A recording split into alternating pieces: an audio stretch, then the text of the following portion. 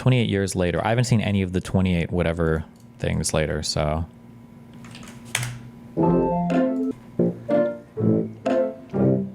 Somebody, I read on Reddit that this whole thing was filmed, I'm guessing probably not these shots, but that most of this was filmed on an iPhone. Oh, 28 weeks later was. Okay. These are the best modern zombie movies. How long did zombies survive without like having anything to eat? 28 years? At Destiny, your point that not everyone will treat people fairly isn't really an argument against what he's saying. That's like saying we shouldn't have tests because not everyone will pass, right? What? No? No? I didn't say we shouldn't have tests. Sometimes I'll ask my coworkers in the army if they believe the average white and average black American have similar experiences in America, and they will answer yes. How would you respond to such ignorance? I don't know how I would convince anybody of any particular thing in that scenario. I will say, however, that I repeat this a lot, and I wish somebody needs to link me something showing that I'm either right or wrong, because I read an article on this a long time ago, but I haven't seen like a fucking study. But I've heard that racial integration is really good in the military.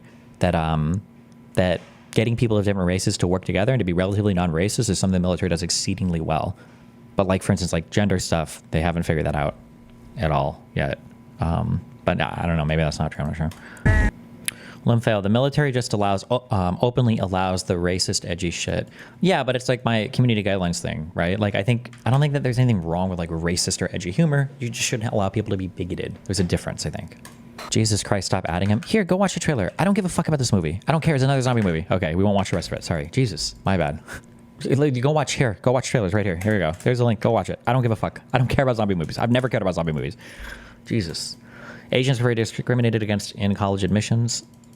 True. Okay. Have you heard of Robert Reich? He would be a great Bridges guest. Maybe. Maybe he would be. Did you see the Matt Gaetz pundit thing? Oh yeah, that he's like OAN. He's on OAN now or whatever, yeah. Review, the City Journal, and the Spectator. He's studying philosophy at Columbia University, and we appreciate your attendance, and you're recognized for 5 minutes, sir.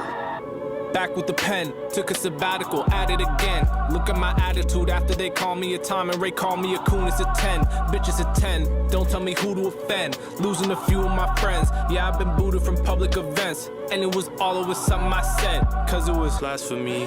Never was lacking audacity. Point to a flaw in a fallacy. Read on a different mentality. Committing that blasphemy.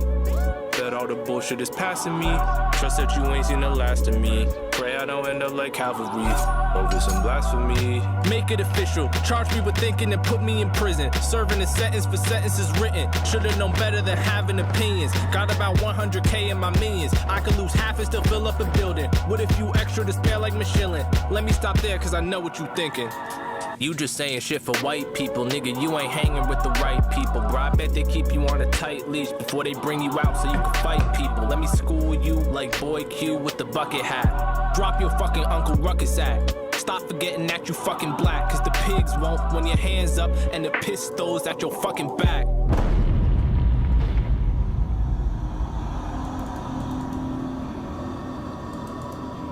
Oh my god. Do you think they actually shot him for the video?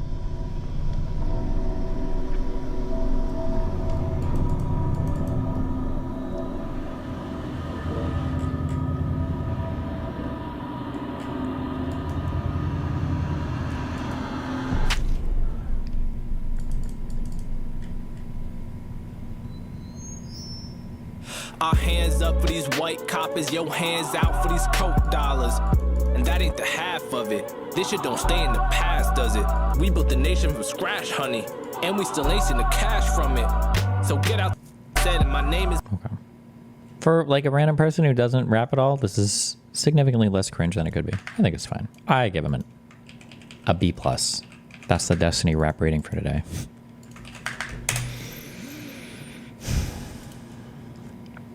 What is this? Down. Oh, back up. That is completely out of touch. And an insult to the intelligence of the American people and the lived experience.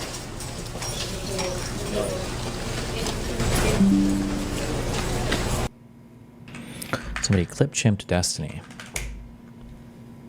Destiny on how people think insurance company denies.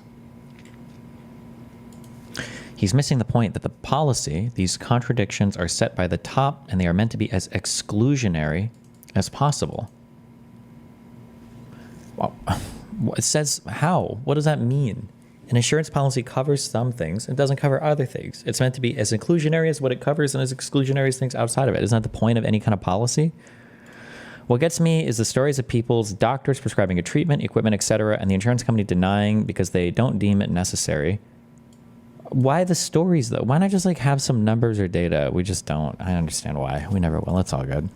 Shouldn't the doctor be the one deciding what is medically necessary instead of the middleman who is incentivized to deny treatment?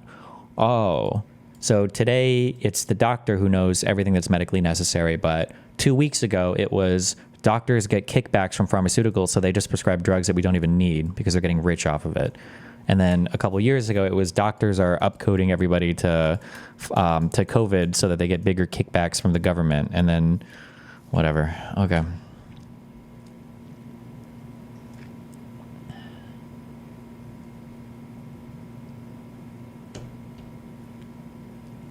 And yes, it won't be the CEO walking around making these decisions on a case-by-case basis, but he certainly contributes to the overall decisions that make everything under the sun not necessary and therefore not covered. Like, do you guys just think that insurance companies don't cover anything? Or...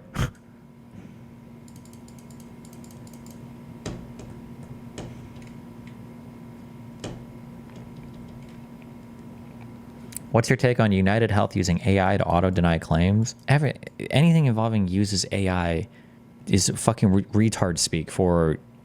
doesn't have a manual review on every single part of the process. Believe it or not, guys, before AI was a thing, there was probably some other type of algorithm or a computer system or something that was looking at things and approving or denying. It's not like, Jesus, like AI has been like, it's like the new fucking scapegoat for everything. Like, ugh. They've probably been using like formulas and algorithms and shit since insurance literally began existing.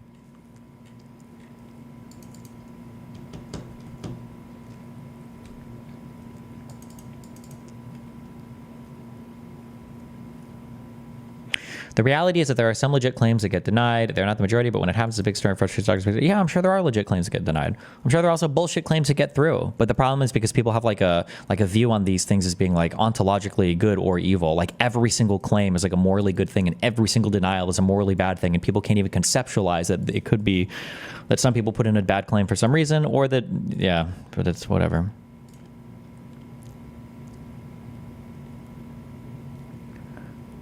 The analysis shown here is disappointing / shallow. Bear in mind, I do not support vigilante justice. Potential problems with the CEO are that one, he can set / reinforce a negative culture in the company where employees feel strongly pressured to hit the targets. I'm sorry, proof? Is there evidence that there are targets for denials? My analysis is shallow. I'm sure he's going to link a bunch of sources in here, right? He can introduce some projects, i.e. like some bullshit AI procedural denial thing, for example, that are morally iffy. What's morally iffy? Like what's the morally iffy part? Is it denial for some reason that's not good, or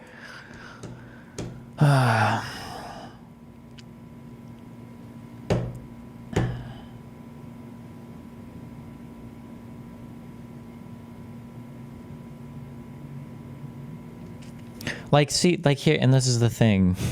The investigation revealed that in 2019, UHC's prior authorization denial rate was 8%. It became CEO in 2021, and by 2022, the rate of denial increased to 20%.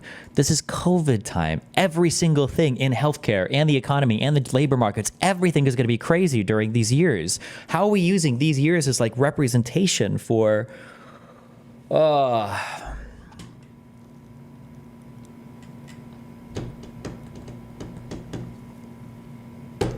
Destiny, what's the solve for profit motive driven doctors, pharma, and insurance all weighing in on what treatment we should or should not get? Across the board, it seems like an issue. There's nothing wrong with people following a profit motive. You need the government to make sure that following a profit motive isn't like leading to bad outcomes or things that we don't want. That company was at the tippy top of denials, though. I don't even know if that's true. I saw the one lay epic Reddit post and that was it, but...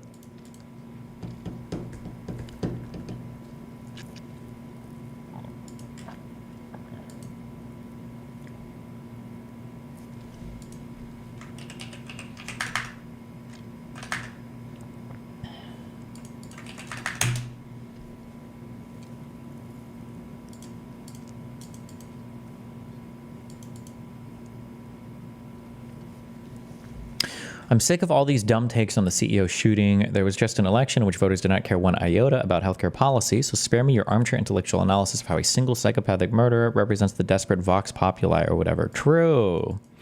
What the killing shows is that a lot of young people on the internet have no moral compass at all and will routinely make false heroes out of murderers because they swim in a deranged populist subculture, performative edginess, and psychosexual political extremist roleplay. TikTok brain rot children have made heroes out of the Unabomber, Osama bin Laden, and other psychos because they're dumb and ignorant. I'm sick of older people not calling out dumb, ignorant children and instead intellectualizing their stupidity so they can pretend to be young. True. Holy fucking...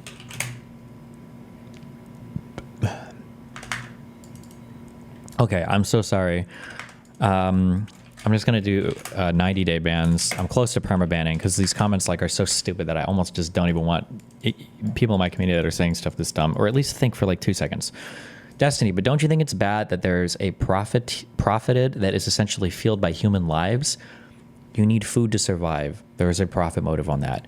You need heating and air to survive. There is like profit attached to selling like air conditioning systems. You need clothes to survive. There is profit attached to clothing. Just because profit is attached to something doesn't mean that it's bad. Just because something is necessary for life doesn't mean somebody can't profit off of it. These two things are completely and totally disconnected from each other, okay?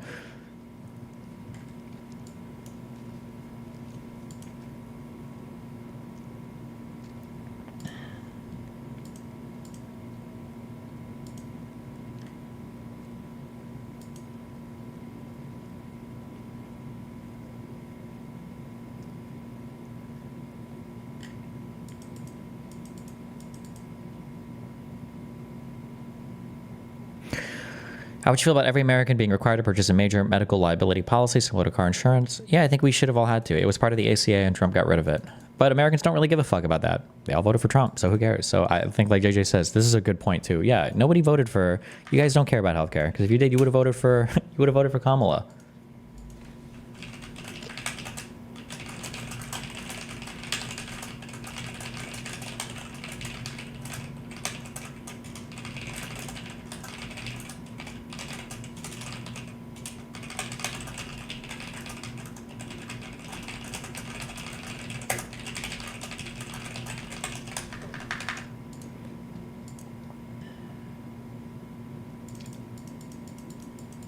Would you find it concerning if 97% of denials were overturned? It depends on what the denial is caused by, and it depends on what the overturning process looks like. So like one of the things that I've seen, because I don't understand the denial overturning process is that well, because I don't work in insurance, I don't have first-hand experience, but like one of the things that I saw yesterday was the most common reason for a denial was, where are my insurance people? What was it called? Like a prior authorization or something? And it's like a thing where it's like the doctor just has to like do a thing, and then it's very easy to overturn it because I don't even understand what that meant. But you had to like do a prior auth to like prescribe a medicine or something like that. And if they didn't do it, then it would get denied. But then you would just do it, and then it would get it approved. So like at that point, it doesn't seem like a big deal. But if there's obviously like people that desperately need healthcare and they have insurance that was supposed to cover it, and that's getting denied, that's not good, right? Yeah.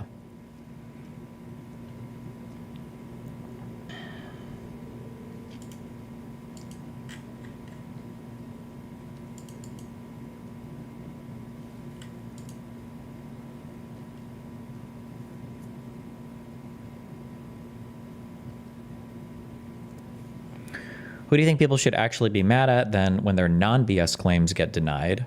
If you have a legitimate claim and the claim gets denied because of a greedy or fucked insurance company, you should be mad at the insurance company. Fucking sue them or whatever you have to do. It's not good. Yeah.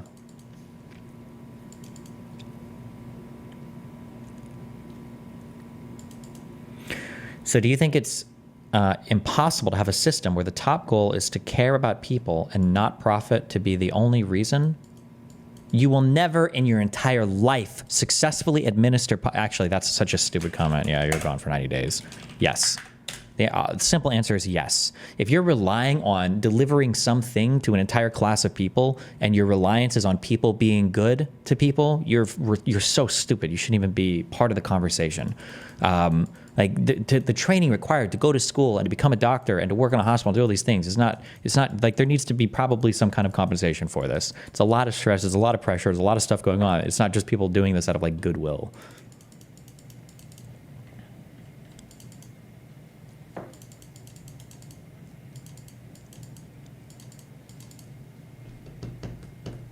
So what issues do you think there are with insurance, and how do we truly fix it? From every educated person that I've seen talk about insurance, or I'm sorry, talk about our healthcare system, insurance is just not the problem. But nobody wants to hear that. It's like when I argue with conservatives, like illegal immigration is not our problem. It's not people coming over the border. It's asylum process. But nobody wants to hear that because it's just such a common talking point. The issue is that the cost of care and the providers are incredibly fucking expensive in the United States. It's very, very, very, very, very, very, very, very expensive. And one of the reasons why it's so expensive is because Americans want the best and the latest, and they want choice constantly.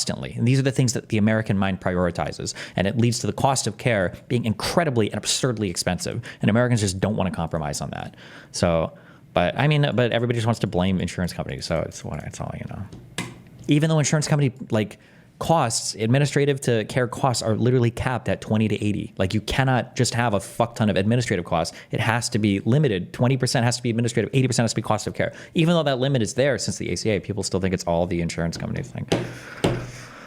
But whatever. What is this?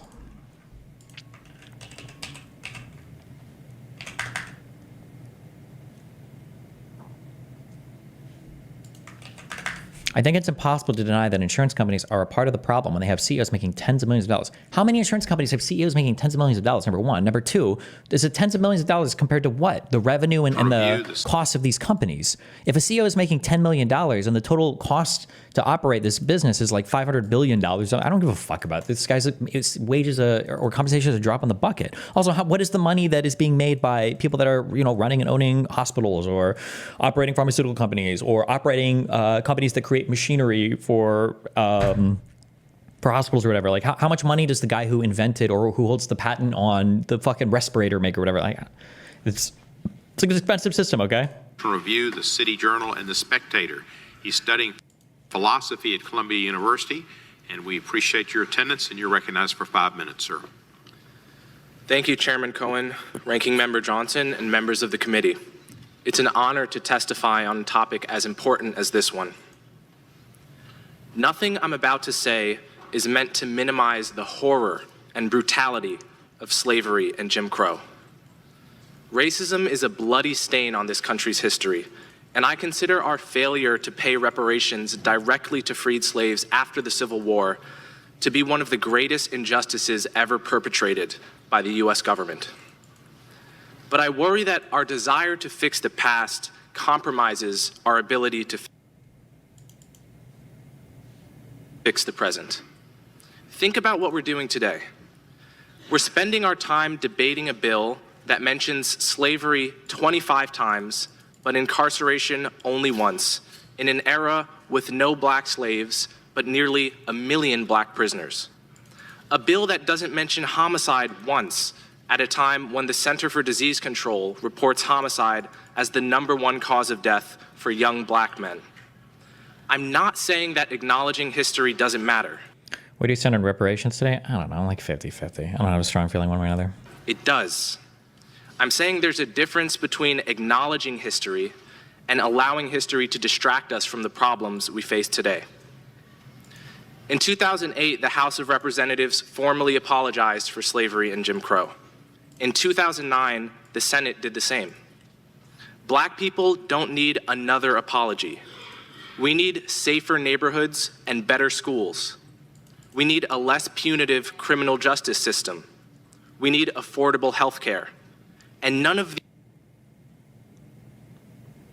these things can be achieved through reparations for slavery. Sorry you mentioned this already, but what would be the concession for cheaper healthcare at the cost of having the best medicine? What would be the concession for cheaper healthcare at the cost of having the best medicine? I don't know what you're asking me. I don't know what that question means. Nearly everyone close to me told me not to testify today. They told me that even though I've only ever voted for Democrats, I'd be perceived as a Republican and therefore hated by half the country. Others told me that by distancing myself from Republicans, I would end up angering the other half of the country.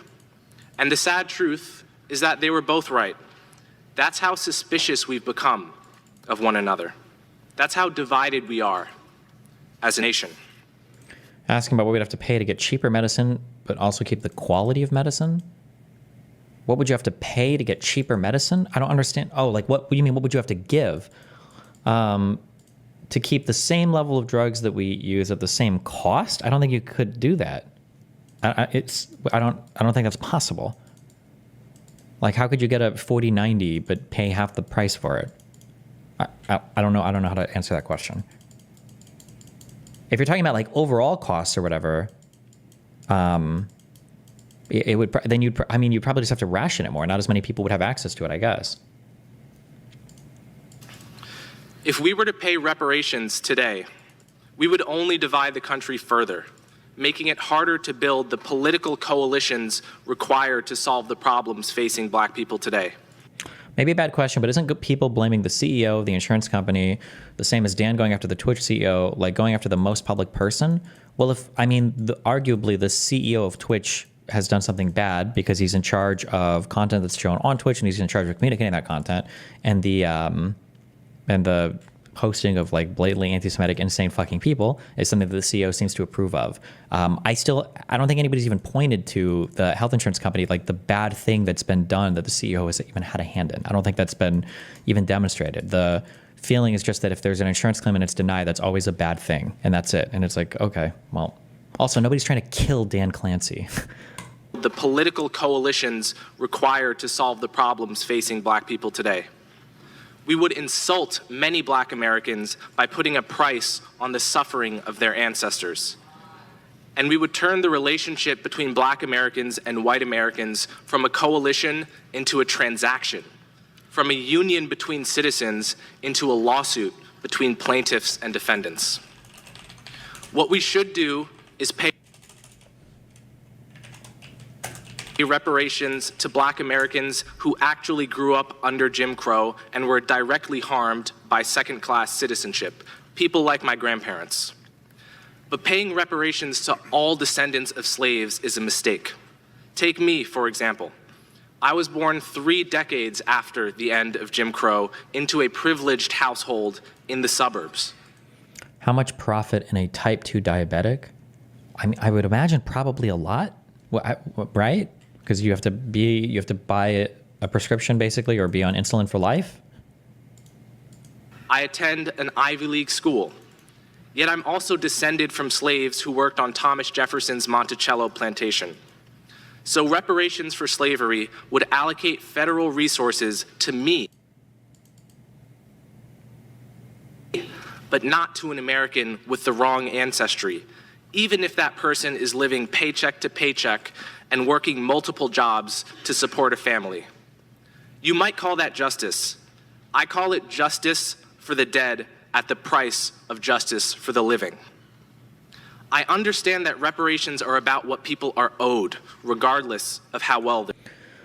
Are you aware that they started using an AI software that pre-screened cases under this CEO? Are you aware that software had a 90% error rate? So one, you don't know anything about that 90% error rate. You don't even know where that number comes from. You've just seen people on lay Reddit and lay Twitter spread it over and over again. I tried to find the source for this. That 90% denial rate was only for very old people under a Medicare plan, and that was only alleged in a complaint, meaning the first civil cause of action in a lawsuit. And the lawsuit that I saw didn't even provide a source for that number. So I don't know if you have another source for it that you want to point me to or whatever, but yeah, feel free to. Also, number two, did the CEO tell the company to use that AI? Was that even a project started under him? You have no fucking idea, bro. Like, you just have like Reddit memes that you're posting at me. They're doing. I understand that. But the people who are owed for slavery are no longer here, and we're not entitled to collect on their debts. Reparations, by definition, are only given to victims. So the moment you give me reparations, you've made me into a victim without my consent. Not just that, you've made 1/3 of black Americans who poll against reparations into victims without their consent. And black Americans have fought too long for the right to define themselves, to be spoken for in such a condescending manner. The question is not what America owes me by virtue of my ancestry. The question is what all Americans owe each other by virtue of being citizens of the same nation. And the obligation of citizenship is not transactional. It's not contingent on ancestry. It never expires, and it can't be paid off. For all these reasons, Bill H.R. 40 is a moral and political mistake. Thank you. Wow. Why would the CEO not be responsible for what happens to his company? You can have, you're talking about the moral responsibility of a thing worth killing somebody over. If you want to talk about like a financial reason for penalizing somebody or firing somebody, then sure. But that's a lot different than like the moral responsibility of a thing. They had twice the number of rejected coverage for the average of all healthcare leeches. The CEO in multiple closed-door meetings and with investors defended their use of declines of reject. Okay. If you want to give me like I tried looking yesterday, we were on stream. Okay. If you want to give me like a good source for any of this stuff, then we can go through it. But I can't find a good source for any of these. These are just like epic Reddit memes and Twitter threads. We watched one video yesterday. It was fucking dog shit. Okay, somebody link this video. We can watch this. So you might have... Keep in mind though, right? The most you could probably move me... No, that's not true. You can move me all the way. The most you could probably move me is that we could find something bad enough that like, oh yeah, the CEO probably should have been fired. But to justify murdering the guy, like, should you be killed for buying shit from sweatshops? Like, that's an insanely crazy direction to take. That's just wild.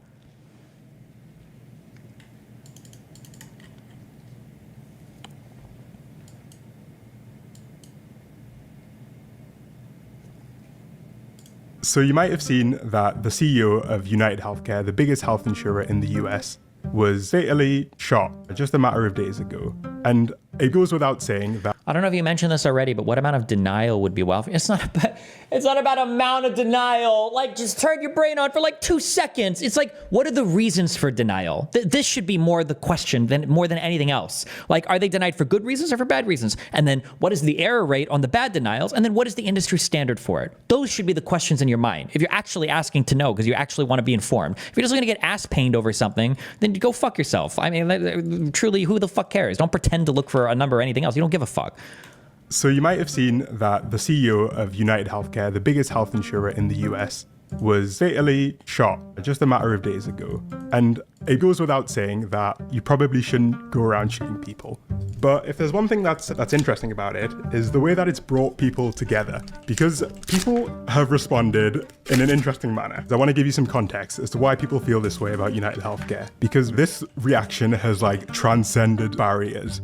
Political, social, whatever barrier. And it's caused other insurers to respond as well. For example, Blue Cross, which is another one of the big... If the CEO increased denials because he wanted people to die, should he have been killed? Sure. If you can give me evidence of that, then sure. Biggest insurers in the US, within a day of this happening, reversed a change to their anesthesia coverage, which would have put time limits on how long a patient could have received. Hold on. For example, Blue Cross, which is another one of the biggest insurers in the US, within a day of this happening, reversed a change to their anesthesia coverage, which would have put time limits on how long a patient could have received anesthetics while in hospital. For many, many years now. So he's citing this story incorrectly, but whatever. I'm just accepted that we're all just going to lie about this story and pretend that this was just like a wholly good thing for patients and the evil insurance companies were saying no. But okay. Reporters have written at length about the practices that UnitedHealthcare carries out. And not just the unwell or the medical staff that are being screwed over, but the everyday regular citizen. And, however you feel about it, anything that brings people together is interesting to me. And I want to help you maybe understand some of the context behind UnitedHealthcare. Because more than 26,000 Americans die each year because of the lack of health insurance. More than twice as many as were murdered. And that alone can give you... Like, I don't know what this means. Like, 26,000 Americans die each year because of a lack of insurance. Like, this is not true. You can't die because of a lack of insurance. You die because of a lack of healthcare. So does this mean that they were denied something that should have been covered under their policy? Or does it mean that, like, because insurance doesn't save you, insurance helps you get access to healthcare? Like, what does this mean? Or was this because they just didn't have health insurance at all? Like, but okay. 1,000 Americans die each year because of the lack of health insurance. More than twice as many as were murdered. And that alone can give you at least a starting point, right? Wait, what did that say? Because of the lack of health insurance. More than twice as many as were murdered. Because they lack health insurance money twice as many were because they lacked health insurance. Okay, so they didn't even have health insurance. Okay. And that alone can give you at least a starting point, right? United Health Group, which is the parent company of UnitedHealthcare, is the 8th biggest company in the world by revenues. And infamously, they say that, with great power comes great responsibility. Except I don't think anyone told United, because on average, 16% of insurance claims are rejected.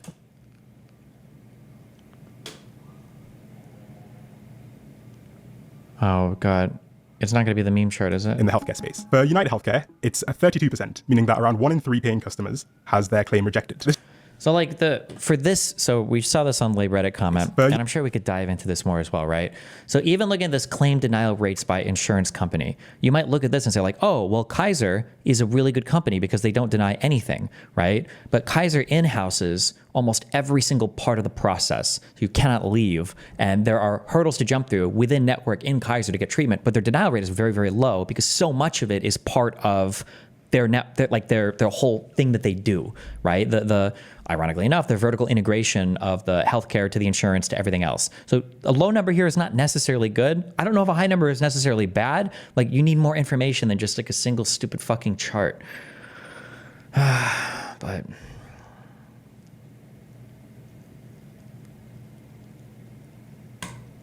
UnitedHealthcare, it's 32%, meaning that around 1 in 3 paying customers has their claim rejected. This just scratches the surface.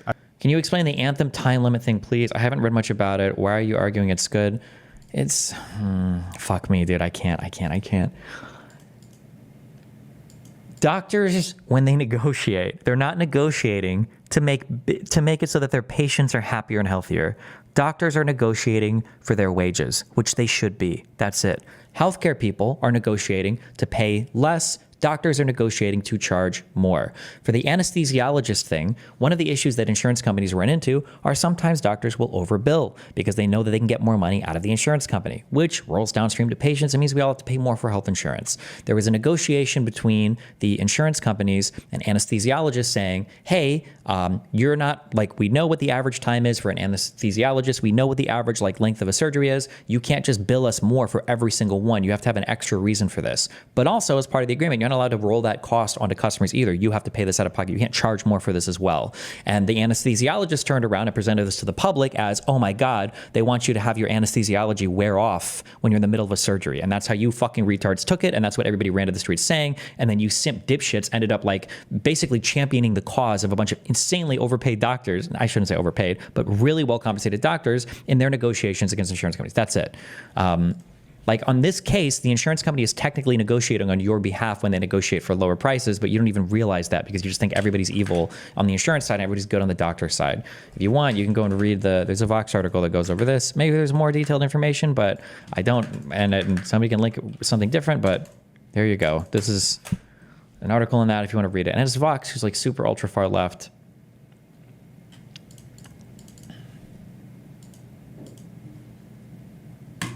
And we can go a little bit deeper and find out a little bit more. Given that the insurance industry rejects claims at such a high rate, you would expect some of those savings. What does this mean in practice for the person under anesthesia? Nothing. It just means that the doctors wouldn't be able to charge as much. That's what these negotiations were about.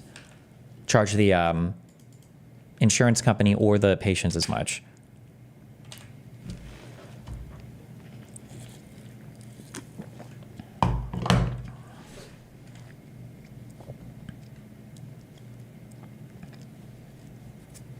Anesthesia services are billed partially on the basis of how long a procedure takes. This creates an incentive for anesthesiologists to err on the side of exaggerating how long their services were required during an operation. And there's evidence that some anesthesiologists may engage in overbilling by overstating the length of a procedure or the degree of risk a patient faces in undergoing anesthesia.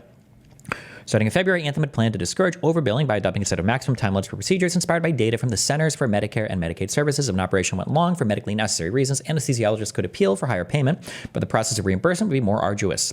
Critically, contrary to Senator Murphy's claims, this policy would not have saddled patients with surprise bills if their operations went over time. The burden of that cost control would have fallen on participating anesthesiologists and not patients, according to Christopher Garment, Associate Professor of Health Administration, blah, blah, blah. You can go read this if you want, but...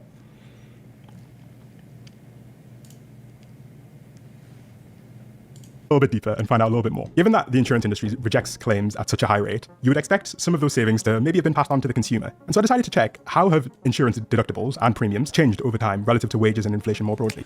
Oh, and it's going to be because they've gone up. That means that no money was saved, but it could have gone up more, so we're not even going to factor that in. It's all good.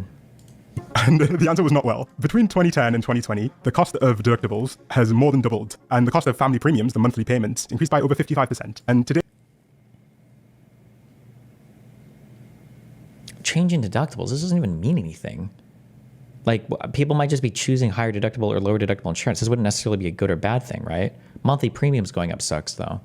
low-income families spend close to a third of their income on health insurance premiums. It's not good. Just showing you numbers doesn't really capture the full picture, because sometimes it can be easy to get lost in the numbers and to understand how this actually translates into human impact. And ProPublica just last month published an amazing article about UnitedHealthcare's Destiny, a common talking point I hear is that new medications are allowed to upcharge an insane amount until a certain amount of time on the patent passes. You know anything about that? I mean, new drugs cost more, but Americans also want new drugs, right? playbook when it comes to mental health. ProPublica, because sometimes it can be easy to third of their income. Family premium. Wait. Okay. Is the insurance premiums. It's not good. Just showing you numbers doesn't really capture the full picture, because sometimes it can be easy to get lost in the numbers and to understand how this actually translates into human impact. Would universal healthcare make this a non-issue? No. It probably would reduce costs a little, but again, Americans would have to cut from something. Either the latest cutting edge technology, the speed at which we have access to them, or the cost of the taxes or whatever that you pay for it.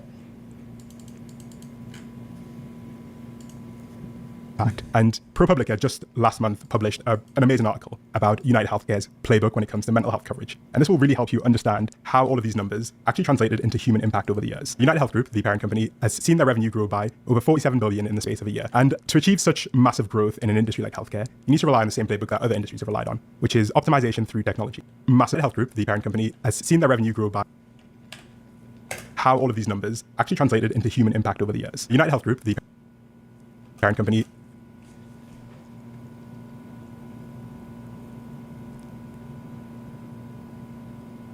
has seen their revenue grow by. These margins are not that high. 5.8%, 5.8%, 6.3%, 6.0%, 6.2%. These are not big profit margins. Jesus.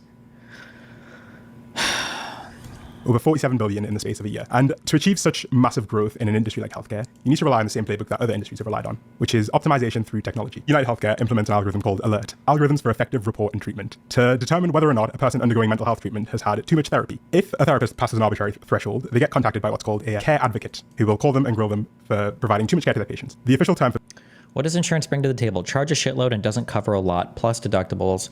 Paying into universal over premium seems better. Then just don't have insurance. Just pay out of pocket then when you go to the hospital. No one's making you not do that if you want. Just don't buy insurance. Just if a medical emergency comes up, just go to the hospital and pay out of pocket for it then. No one's forcing you to buy insurance right now. Do you agree that single payer would be cheaper? It would be a little bit cheaper, but I don't think it would be meaningfully cheaper, such that now all of a sudden it's everybody in the United States can afford everything. Like, you're either gonna have to pay a huge tax burden on wealthier people, including middle class people, because believe it or not, the top 1% can't afford fucking every social program you want, but you'd still have to cut from what we offer people in healthcare in the United States. for this is the risk of overutilization. Also, I don't know why he says, I don't know where he says they call you after an arbitrary time. I'm sure all of this is based on like studies and numbers and like everything else. Care advocate, who will call them and grill them for providing too much care to their patients. The official term for this is the risk of overutilization of routine outpatient services. What this looks like in practice is pretty crazy, I think. I want to give you a testimony. You just dodged the guy's question by saying pay out of pocket. That's just pay more in taxes argument from right-wingers.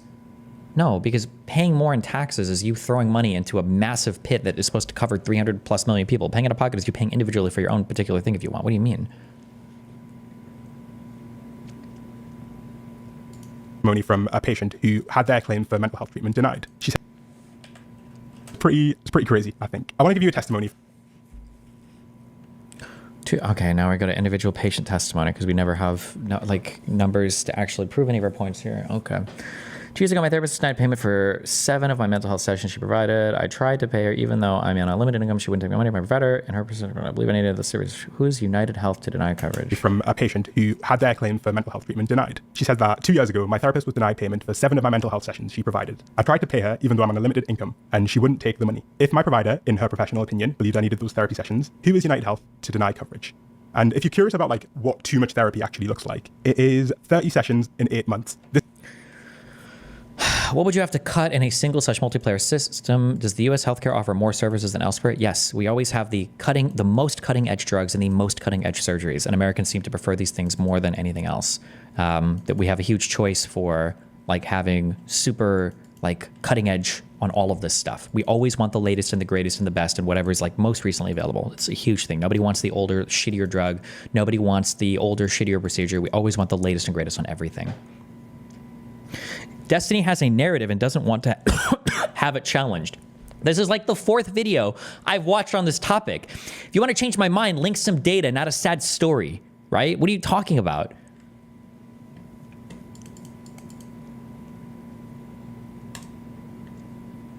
Considering a lot of medical research and development is already paid for with government money, is there a reason we couldn't just decide to let the government do that research itself and eat that cost aside? Because the government, there's no public funding doesn't bring drugs to market. It engages generally in like general research.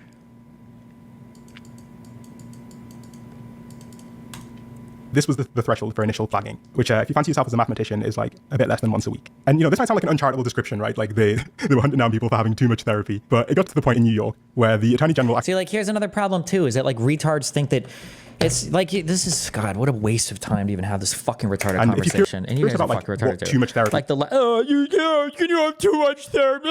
Like the idea is that every healthcare expenditure and consumption is good. Every single thing you could possibly get is good. There's no such thing. Like there's a huge RAND study, I think, that spoke against this too. Like you could never overconsume healthcare. You could never go to too many therapy sessions. You could never go to too much physical therapy. You could never have too many tests. You could never have too many drugs. You could never, like, it's like this. It's just the most childlike, naive, stupid fucking, that every single person who works in this industry will tell you is a bullshit assumption, and all of it is bullshit. But like but then we just have this whatever.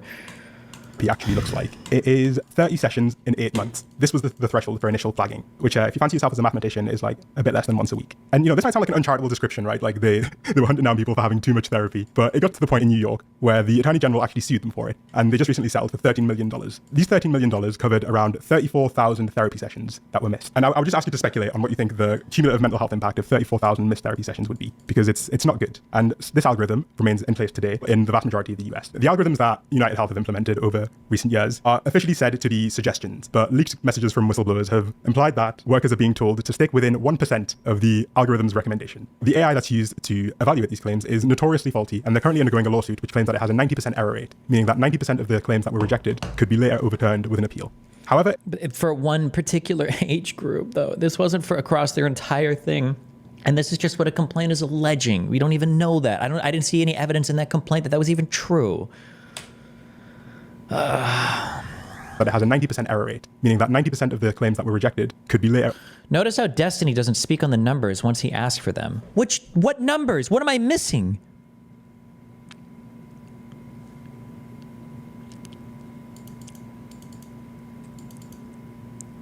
Why did you not comment on the 0.8 sessions a week? Is that not a completely reasonable amount? I don't know, but you don't know either. You have no idea. You just hear a thing and you think it sounds good.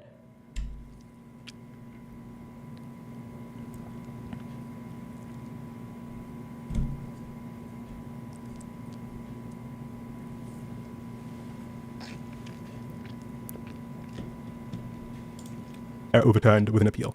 However, it's unreasonable to expect someone to appeal when they are unwell. It's one of a number of pieces of evidence that... However, it's unreasonable to expect someone to appeal when they are unwell. It's one of a number of pieces of evidence that the number one priority was not necessarily providing effective healthcare, unsurprisingly, actually. However, even if you're not... Please make the case that doctors are overpaid. Who am I? Doctors are expensive. I've never said they're overpaid. I don't know what the appropriate compensation should be for a doctor. Our doctors are paid the most in any healthcare professionals in the world, but we also take on more debt than anybody else in the world to become a doctor. And our licensing processes are like incredibly fucking hardcore, I think, compared to other countries as well. So I don't know if it's overpaid or not. Medical staff, or you're not a patient and you're just a healthy American adult, you're actually still getting screwed over by them, because UnitedHealth specifically exploits the Medicare Advantage plan. Medicare Advantage is a healthcare plan that represents a public-private partnership. People get insurance with a private company, and the company is later refunded by the government. It allows health insurers, which have experience and have vast networks in the healthcare space, to use that, and it allows the government to not necessarily bear the cost of all the infrastructure that they need to provide medical services. And if we understand how it works, you realize that it's not necessarily as good of an idea as it might seem at first. There are some statistics that kind of like live rent-free in my head, specifically one about... You're permaban. Destiny's too far gone on this. Bye. Leave. leave. If you don't like my take on this, please fucking leave. Because the thing that bothers me the most isn't you disagree. This is that you hear me on some other thing. You think you're agreeing with me because you're agreeing with my rational reason, but you don't actually give a fuck about any of that. You just hear me give like good conclusion and you like it. So if this is something that's triggering the fuck out of you because you believe something because of stories, okay, because of narratives and because of tweets, then fuck off. If you have like a source or like an actual paper or something written up that's more comprehensive on this, then we can review it. I haven't seen any information like that. Oh my God. Hey, Dr. Schmidt, do you have a second? Yeah, what's up? Oh, I just wanted to debrief after that colonoscopy you just did. Debrief? Sorry, remind me who you are? Oh, sorry, I'm Jeff with Anthem. I'm your designated procedural efficiency supervisor. I thought you were just here to shadow the CRNA or something. No, as of the first, Anthem requires a procedural supervisor to observe all procedures to ensure maximal efficiency and minimal resource misallocation. Resource misallocation? Let's just dive right in. For the first 2 minutes and 37 seconds of the procedure, like, before we watch this, I don't know if you guys understand this or not. If we were to have a single payer system, you understand that this guy would still exist, right? When they talk about the government negotiating drug prices, that's what this is. It would just be the government doing it instead of insurance companies doing it. You understand it would be the exact fucking same thing, right? Like, while you were advancing towards the cecum. It's the cecum. Yes, thank you. You told the story about how your daughter just got a new puppy. Yes. Well, our research shows that discussion of details not immediately pertinent to the procedure at hand slows procedure time by about 24%. What study shows that? And as a result, we have to decline patient coverage and cancel physician reimbursement for any such portions of the procedure. What? You can't do that? Yes, we can, but don't worry, it only amounted to about 12% of the procedure. Look, I don't. Moving on, this patient's Boston bowel prep score received a 7, which falls into the good category. Right. Therefore, we're going to reduce your reimbursement by 10% and only cover 90% of the patient's bowel prep. No, a bowel prep score of 7 has been shown to have an equivalent bowel protection rate. But it slows the procedure by an average of 10% and therefore does not have an equivalent financial efficiency rate. Financial efficiency? And then finally, you removed a polyp with a snare even though you had already used a forceps earlier in the case. Right, because the snared polyp was 5 millimeters in size. You wasted time and resources switching devices when you already had one available to do the task at hand. Using forceps on polyps over 3 millimeters in size increases the risk of incomplete resection and therefore colon cancer. Well, due to the sheer number of polyp removals you perform, our financial efficiency quotient for you still favors incomplete resection since colon cancer is comparatively rare. At this rate, not for long. Now, I understand you're upset. Ordinarily, I would say you could try to do better on the next one, but unfortunately, you made enough efficiency errors that you'll have to switch to an observer role while I perform the next colonoscopy. What? That's our standard policy. You don't have a medical degree. No, but I have an MBA, and I've watched over 100 colonoscopies already. That doesn't matter. And frankly, with your significant financial inefficiency rate, this decision is what's medically best for the company. like, the government would be making these exact same decisions. The government doesn't have infinite money to spend on this shit either, right? You are aware of this, you know? Can you elaborate further on your belief that Americans prioritize cutting edge / fast healthcare? Is there a center for everyone? The most in-depth thing I've heard was these, what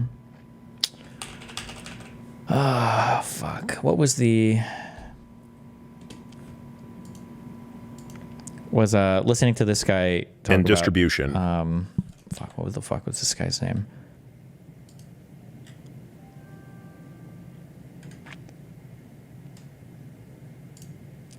Dr. Som Suteria. Here,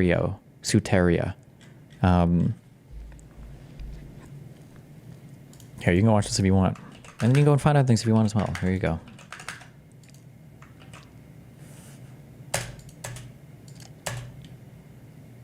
And house.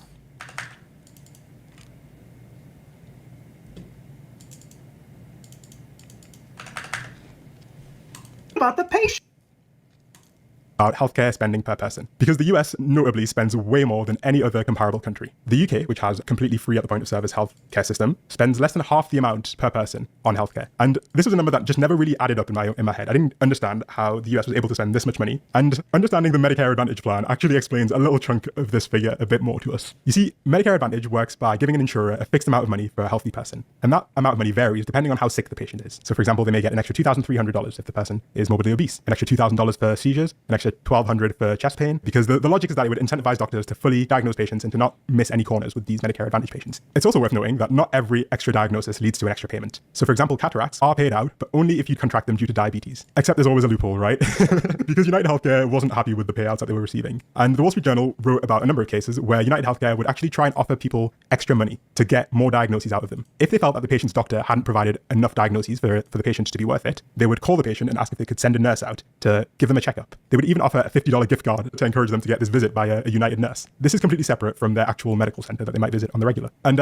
this led to... Assuming he's summarizing this straight, this is obviously a bad thing. The person mentioned in this article, Gloria, being diagnosed with a condition that she didn't actually have. A condition that led to UnitedHealthcare getting an extra $3,000 and led to her receiving a diagnosis for something that she didn't suffer from. While the government doesn't have infinite resources, we expect the government to not always perform at the absolute peak price efficient options, right? i.e. USPS providing postal service to Americans who would not be able to access USPS/FedEx since those routes are losses. Sure, but it's different with Healthcare is not the same as delivering the mail, because I think we have the resources to deliver the mail adequately to every single person in the United States. However, we don't have the resources to give the level of healthcare that Americans that pay for insurance through their work expect to every single person in the United States. And this isn't just an isolated case. If we look at the number of patients diagnosed with cataracts that were part of United Health, they actually diagnosed at a rate 15 times higher than traditional Medicare. And the vast majority of these diagnoses are not done by the patient's doctor. Rather, United Health just adds on diagnoses in order to extract more money out. Why not? Because we don't have enough doctors. We don't have enough hospitals. We don't have enough machinery and equipment. There's not enough money in the system for that. It's an insanely huge... of this Advantage plan. And when you look at conditions that don't lead to an increased payout, you don't see anything near this level. To highlight like how egregious this actually is, more than six... How do you justify the innovation argument when the most innovative weight loss drug, Ozempic, came from Denmark, where healthcare is relatively socialized? Doesn't this mean... First of all, you're talking about a single drug? Number one. Number two, I think the trialing for Ozempic to be used for weight loss was done in America, not Denmark. And number three, I would have to look into the company in Denmark. I don't even know how their financing structure or whatever works. Like it might be a company that's heavily financed or subsidized by an American company. I'm not sure. 66,000 Medicare Advantage patients were diagnosed with diabetic cataracts, even though they'd already gotten surgery for it. And it's interesting to consider the fact that UnitedHealth is 15 times more likely to diagnose patients with this condition, and yet around 1 in 3 paying customers has their claim rejected. A plan was even hatched to reform the Medicare Advantage plan to prevent this kind of overbilling, but it was shut down after what was described as strong industry opposition. As usual, it does come down to lobbying, because UnitedHealth Group is a huge political donor. They donated over $10 million in lobbying in 2023. I visited Open Secrets just to have a look at what their donations looks like. And yeah, you can see they literally give money to everyone. It's not too hard to be surprised as to why there's not been much pushback and much mention of such insurers, except by, independent politicians. When we take even just a brief glance at their list of donations, the cost of medical care in the US is like inflated at every step of the process. And UnitedHealth did not be... It isn't just money, Destiny. The different participants are incentivized to extract rents along the way. Why are there so few residencies available in the US? So yeah, extracting rents. Yeah, I haven't repeated this point because I don't know if it's true, and it's so fucking retarded. I don't want to come off as more of a big whatever shill as I already am, apparently, just because I'm asking for numbers. But I've seen people type in chat a lot that the reason why residencies are limited is because the AMA literally tries to artificially limit residencies to create more scarcity around doctor jobs so they get paid more. I don't know if that's true or not. I just see a lot of people pasting that in chat. There's no point in me even looking that up, because if you already are against me for no data or whatever, no amount of data I'm going to show you is going to convince you otherwise, so I don't give a fuck. Jesus. Last year, the 7 largest private health insurers collected $1.39 trillion in profit. It is absurd that big insurance is raking in trillions, while Americans are pinching pennies to afford treatment. Correction, the largest U.S. health insurance companies had $1.4 trillion in revenue and $70.7 billion in profit. Nice.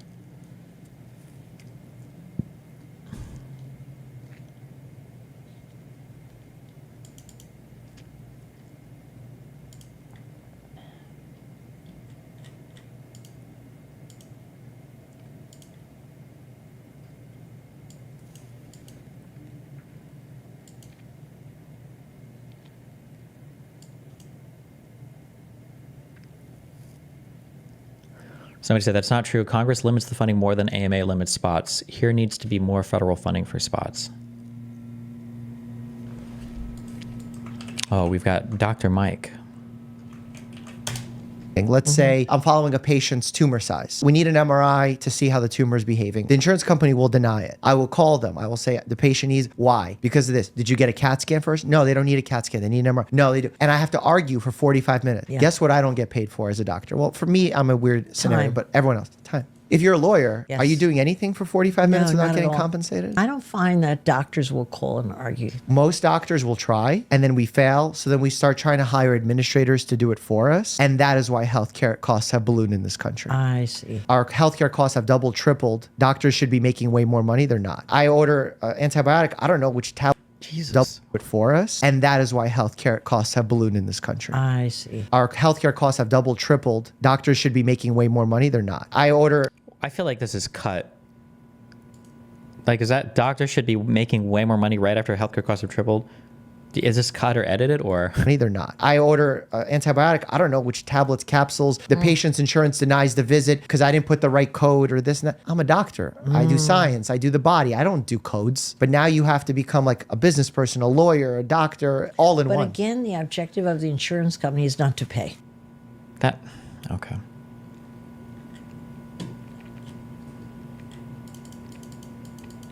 Like, here's a question. if government health insurance and all that is so good, why doesn't every single health facility accept Medicaid and Medicare? Like, you realize that people struggle dealing with these government entities as well, right? Like, it's not like the government is just like magically.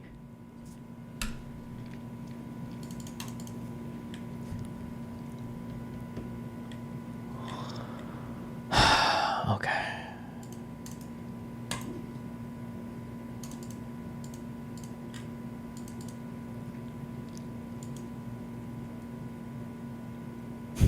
Oh God, the Charlie.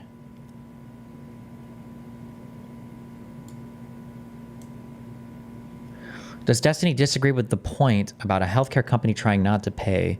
How would that be different from a union representing its own interest? Surely money is their interest. I don't think that an insurance company's goal is to never pay out, because if their reputation was too bad, then they wouldn't have any customers, because people are like, this insurance company sucks, don't ever go with them, right? So to some extent, they have to keep their customers happy to some extent, unless you want to go off the deep end and just think that, no, actually, this is the only part of this entire system that's uniquely evil. But yes, an insurance goal is to make as much money as possible. A hospital's goal is to make as much money as possible. A doctor's goal is to make as much money as possible. Every single person along the stage is incentivized to look out for their own interests. Okay, that's how it works.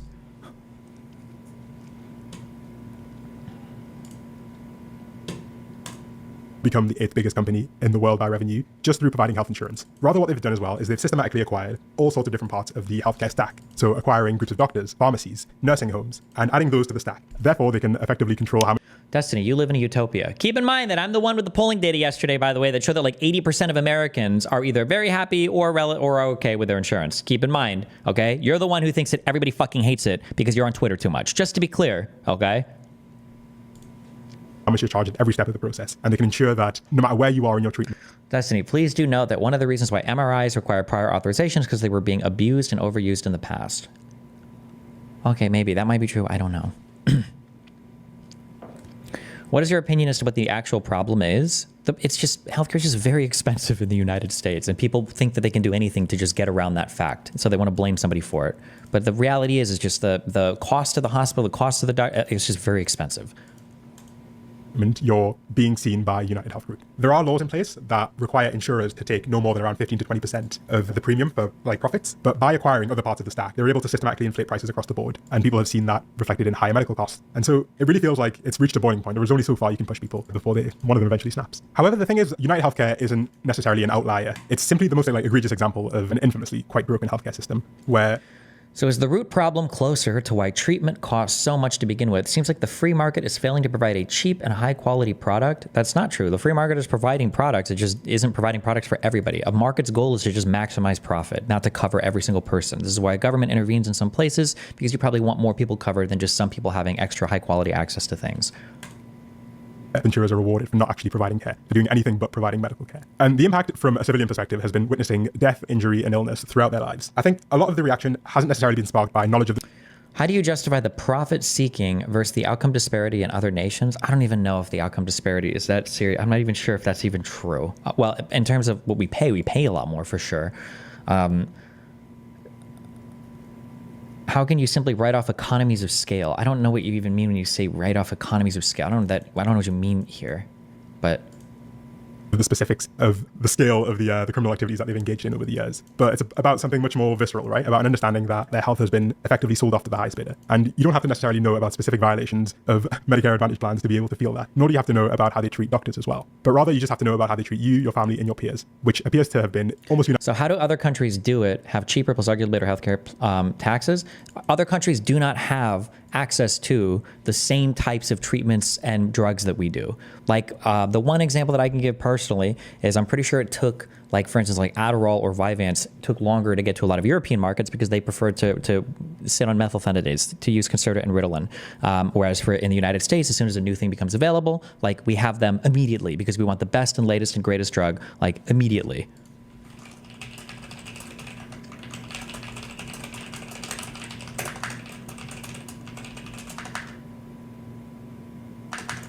Or I did the bullshit poll in my chat yesterday for what it's worth. I don't know if there's larger data on it, but when we looked at Like in the United States, fuck, what was it? Like 80% or something of people in my chat who were Americans, when they got their wisdom teeth pulled, like 80% of them had general anesthesia for it, or they were basically on knockout gas. And it was almost the exact opposite for Europeans, where it was like 80% of Europeans just had local anesthesia. But Americans want, like, they want more. They just want the more shit. They're like, oh, fuck, yeah, like, knock me out, doctor.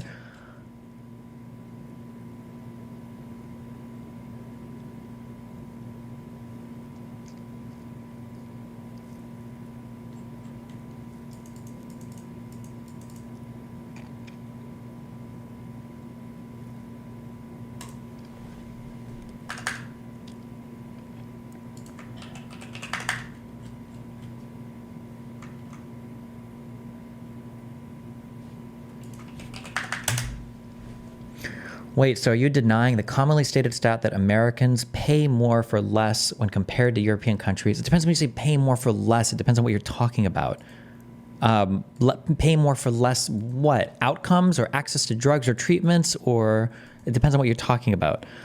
Oh, these are the... It was 304 people said they were American and they went under general anesthesia. 176 said they had local anesthesia. So it was 2-1 for this. And then for Europeans, 183 said they had local versus 37 said they had general. It's like 6-1 here.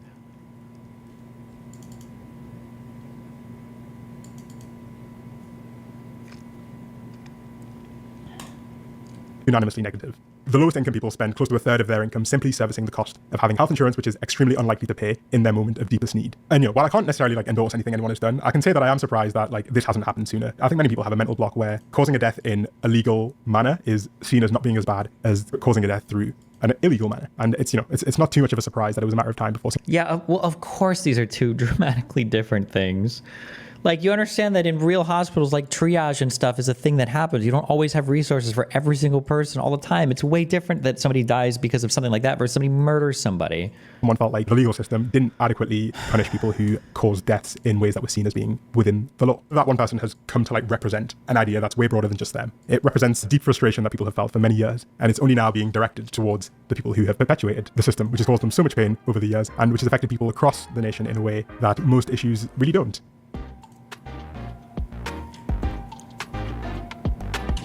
Okay.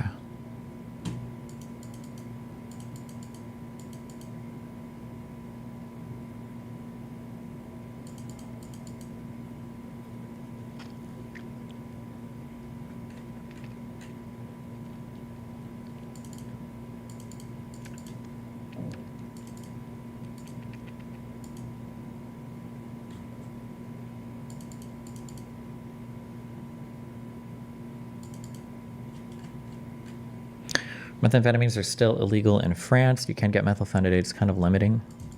Is that true? I don't think it would be methamphetamines. Also, it would just be amphetamines. But isn't there a huge wait time in Canada to see a doctor? It depends on the procedure you're getting.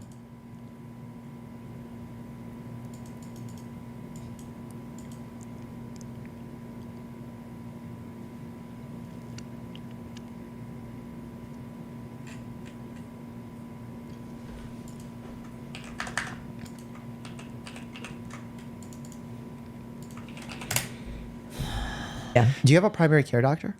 I do. Do you have a good relationship with them? No.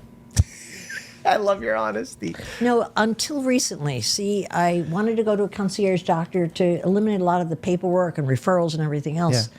But it doesn't really work that way. I think I'm with the wrong guy. I actually, maybe afterwards, or maybe now, get your advice. How do you... In a lot of EU countries, ADHD drugs with meth, like Vyvanse, are illegal. It's not meth. It's an amphetamine, but it's not methamphetamine. I don't know why you're saying with meth in them.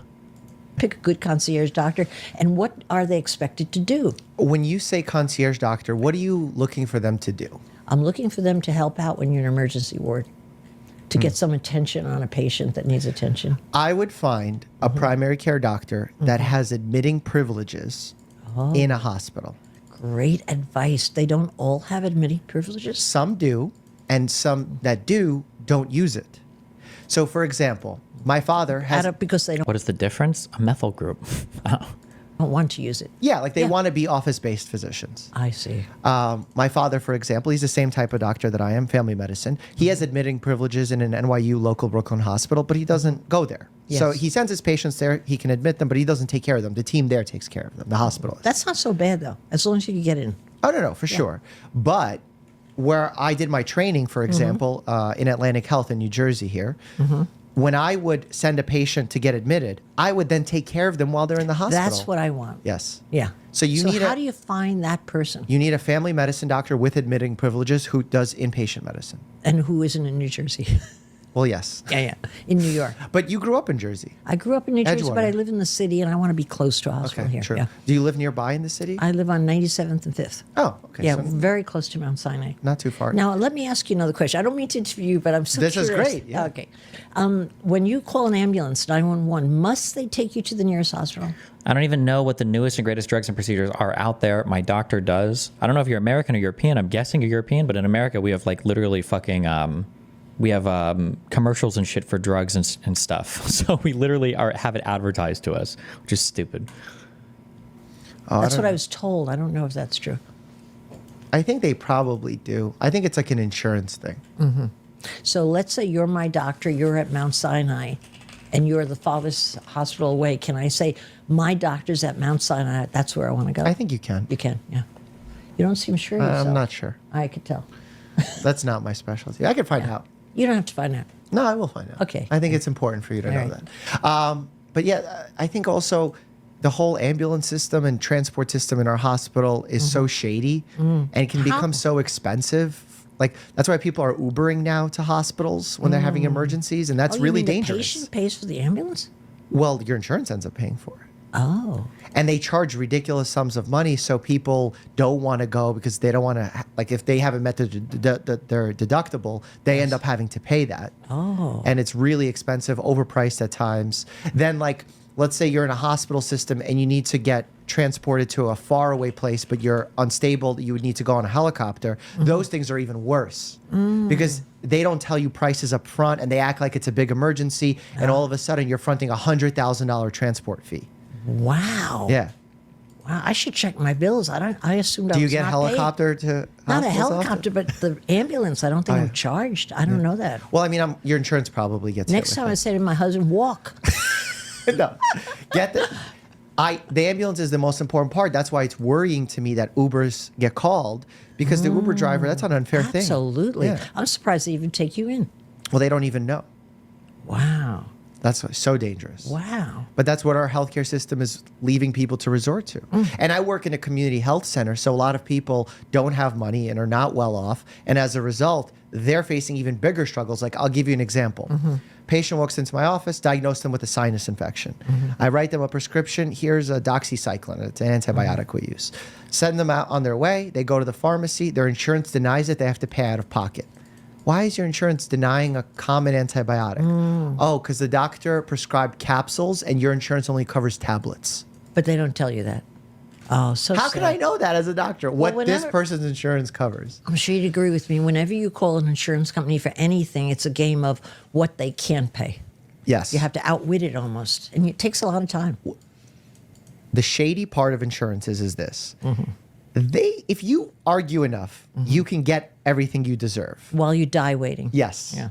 So the goal is that they outlive you, the insurance company, literally, as evil as it is to say, or that you won't want to jump through the hoops or don't know how to jump through the hoops, so they don't have to pay for it.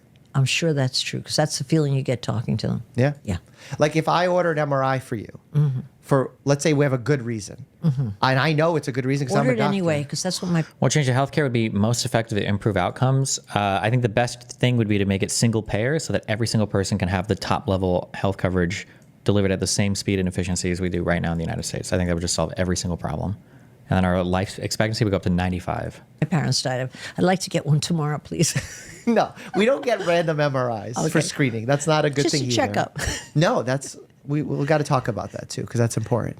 But let's say I order an MRI because we need something. Let's say I'm following a patient's tumor size. So I'm like, we need an MRI to see how the tumor is behaving. I order it.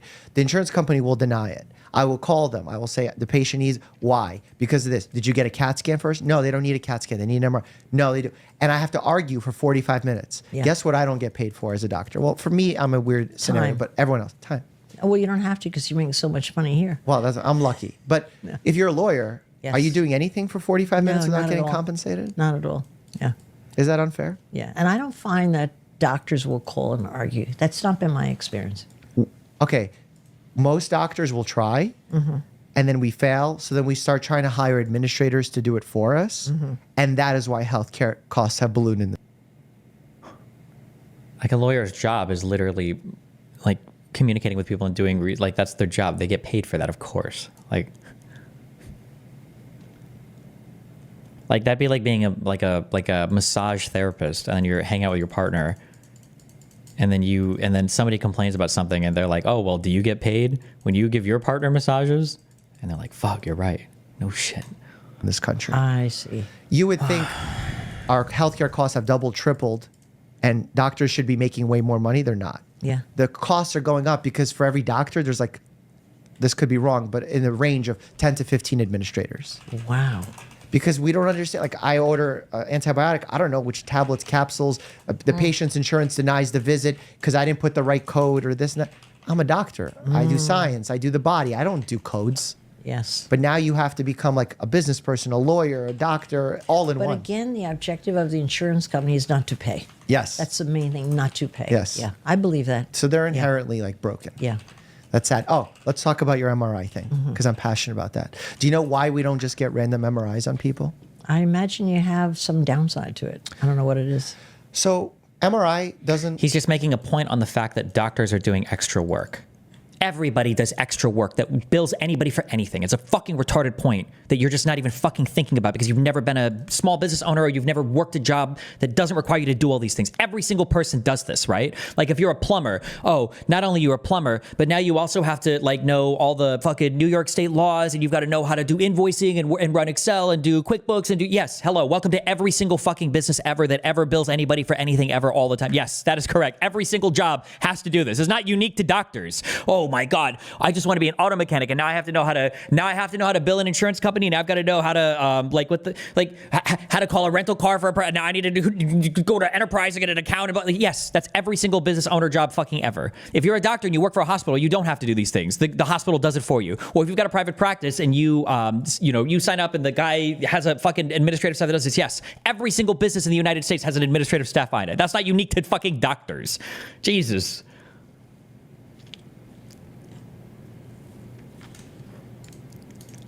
Cause radiation, so it's not like a CAT scan, so that's not a problem. But if you're just doing a test for screening, which means that you don't have symptoms, you're otherwise healthy, and we're just testing to make sure everything's okay, you need to be able to be sure that the thing you're testing for is actionable and that you would want to go through with the plan. Oh. So for example, let's say I have a patient who's having bleeding down below, like bathroom bleeding. And I say, you know what, we need to do a colonoscopy to find out the source of this bleeding. And the patient says, I would never have a surgery to take out a tumor. There's no point to do the colonoscopy. The more charitable interpretation of his point is you would think given the increased cost of healthcare that doctors are similarly making much more, but that's not the case. It is the doctor version of aren't doctors like the most well-compensated people in our society, in like educated society? Like aside from actually owning a business, what other W-2 job is there that earns more than being a doctor?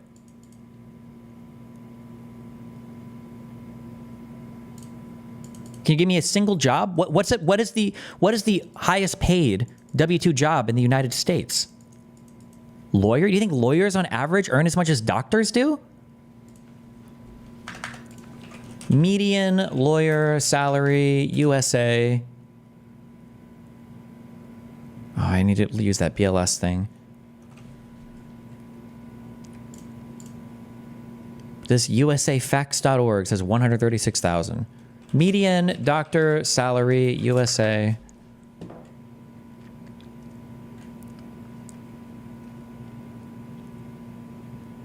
USAFacts.org says 230,000.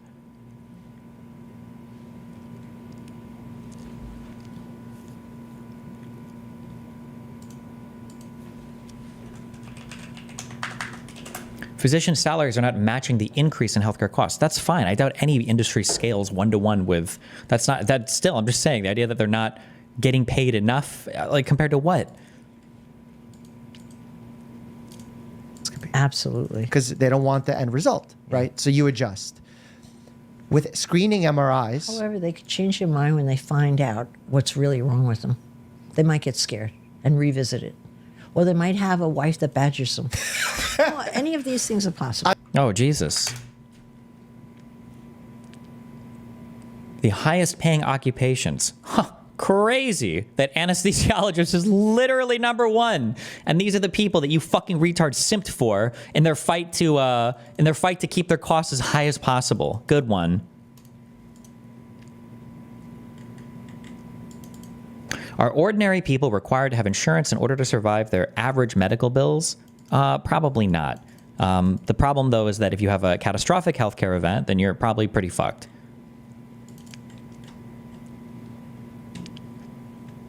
And then you have orthodontists, oral and maxillofacial surgeons. Oh, it also depends on your age as well. Like if you're like in your 60s or 70s, at some point your healthcare costs are gonna, yeah.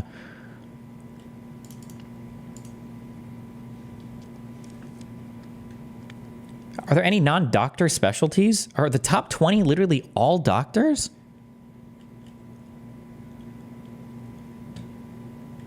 Mono cost me $18K, Destiny. Are you that out of touch? What do you think is the average do you think the... It's okay. Never mind. Okay.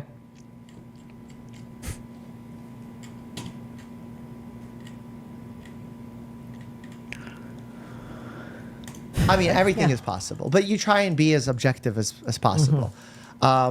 For a screening MRI, our bodies have lumps, bumps, nodules that are not always of significance. In fact, most of the time, they're not of significance. And when we find these little centimeter nodules, what do we have to do? We have to follow them. We have to keep scanning for them. We might have to do biopsies. Now that we found one, I have to do it. Like, what do you mean there's a bump there? I have to do it. And now I'm doing an invasive test on you with a needle and going into your body, causing an infection, causing side. Whereas if you just left it alone, it would have been fine. Yes, I see. I have a good story for you. Oh, you I'm probably excited. hear all the doctor stories. I like My doctor son, stories. who was 16 at the time, he said he had a bump in his private spot, and it was getting larger. Okay. I said, well, we got to see someone. We went to his regular doctor. He recommended a woman. We went to her office like the next day. She examined him. She comes out. She says, I have bad news. He's going to have surgery, and he should have it right away. I could schedule on Monday, and it's a tumor, and it grows rapidly. We were in a panic. From the physical exam, she was able to? That's what she said. That's okay, but we didn't know about it. We were patient, right? Sure. Okay. Oh no. Now he's hearing an example of a doctor doing some funky shit. But we'll just go ahead and skip past that real quick. You need my phone number in your phone. Okay. To ask me these things. All right. So anyway, we believed her. She seemed credible, very young doctor, extremely articulate. So we're going to schedule it. My son says, couldn't that make me infertile because you're messing around down there? Shouldn't I save my sperm? She said, that would be a good idea. And she gives him a referral. He had to think of that.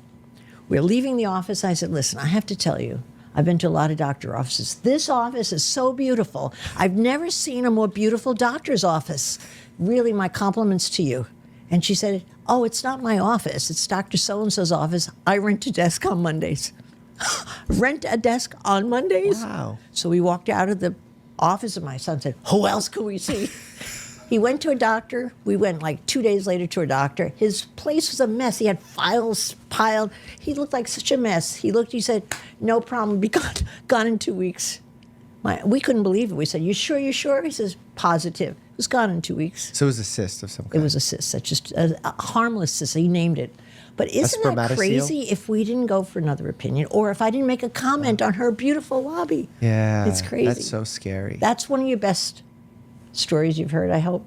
It's one of the most frightening stories. Oh, yeah, I guess so. Because imagine something bad happens from that surgery that was unnecessary. It's called get a second opinion. That's what it did to me. Anytime there is a serious intervention like that is potentially life-changing, always get a second opinion. For sure. Yeah, because unless you've known the doctor for an extended period of time, you have a relationship. But like my doctor that operated on my knees, my husband's knees, his shoulders, my son's knees, and everything. That guy, whatever he says, no problem. Sign me up, you know? Yeah. But that's scary. And also, your son was of the age that testicular cancer does happen. Yes. Because testicular cancer, what's unique about it, it affects the younger men and the older men. Oh. Middle age, not so much. Really? And it's usually very actionable with surgery, but you don't diagnose it off of just looking. Yeah, there were no tests. You can't.